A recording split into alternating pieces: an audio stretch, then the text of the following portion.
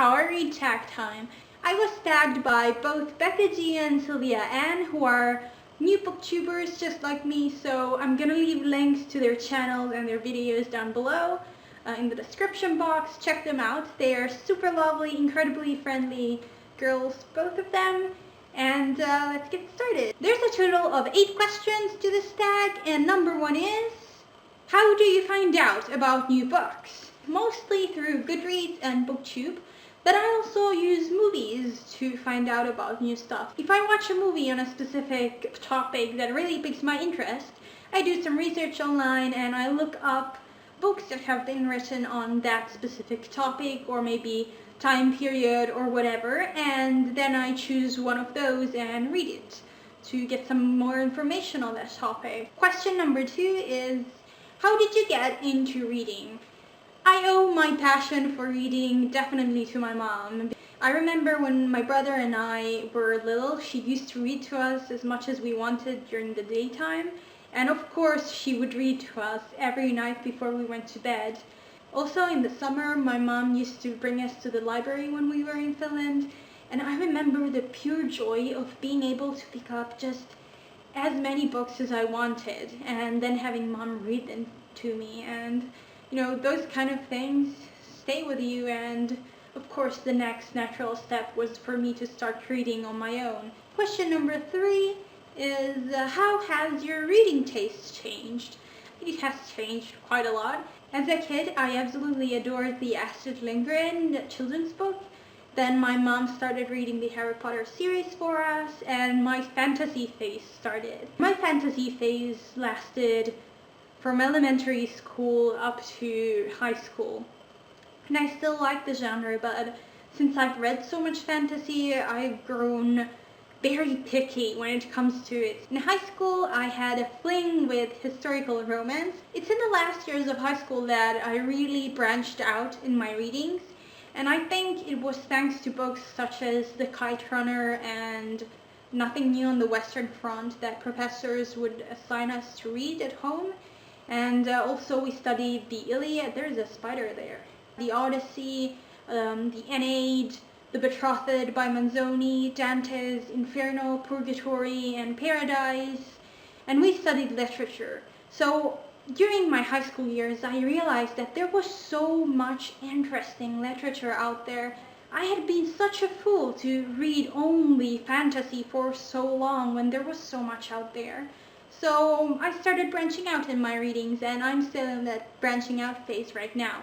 I also think that my grandpa had some influence in getting me interested in other genres, because as I was going through my pretty long fantasy phase, I remember him being really upset that I would only read fantasy.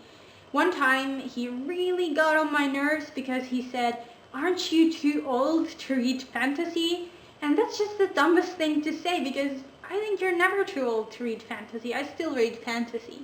Question number 4 is, how often do you buy books? I buy books pretty often. I do usually buy at least one book every month, but I've never bought more than... Question number 5, how did you get into booktubing? I decided to join actively booktube after watching a video by Liz Loves Literature, which was 10 Fictional Boyfriends. I think that's the title of the video. And it was just so much fun to watch. I enjoyed myself so much while watching it. I thought, that must have been so much fun to make. I want to make that kind of stuff too. So I decided I would, but I didn't start a booktube channel until about a month and a half later. So I really thought about it quite a long time, because I didn't want to start something that I wasn't sure I was going to be able to keep up constantly. Question number 6 is, how do you react when you don't like a book ending? That's a difficult question. Usually I reread it until I find myself finally accepting it. Most often I read the ending to a book and I'm not satisfied with how lengthy it is. I find that the ending is abrupt most of the time, and I kind of understand it because endings are tough to write.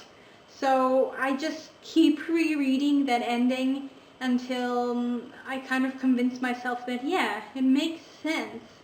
Question number 7 is, how often do you take a sneaky look at the last page to see if it's a happy ending? I never do exactly that, but I do something similar. I read the last word of every book before I start reading it. And then while I read it, I try to understand why that was the last word. And I keep on guessing what the ending might be based on that word. And most of the time I get it completely wrong, so it's kind of an amusing experience.